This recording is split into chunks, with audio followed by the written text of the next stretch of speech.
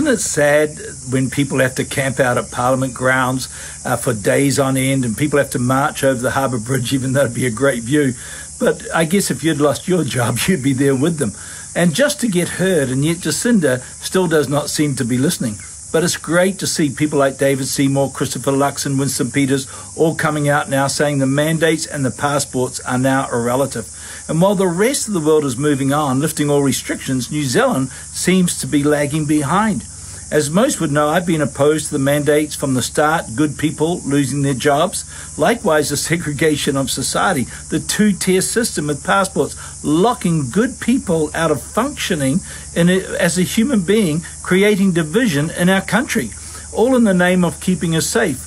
Whoever would believe the lie that vaccinated people should be scared of associating with unvaccinated people? It doesn't make sense. Even common sense tells you the foolishness of that, and the science now backs it up. So come on, Jacinda, lift the mandates, let the teachers and the nurses and the hairdressers, etc., go back to work.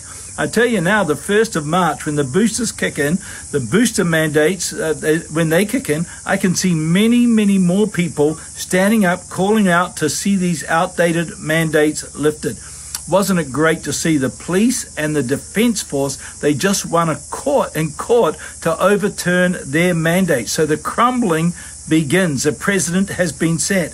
And how good is it to see that unvaccinated kids can now go back and play sport? How mean was that? To cut kids out of playing sport.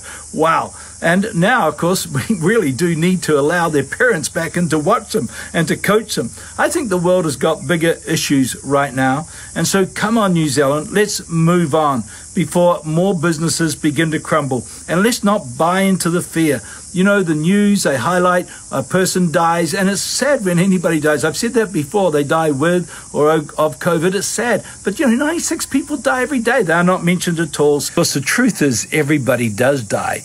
The question is, of course, you need to know where you're going when you do, like these two great men who passed on this week, who both influenced my life in various ways. Don't buy into the fear. Don't buy into what the news wants to propagate. But let's get New Zealand moving again for the sake of everyone.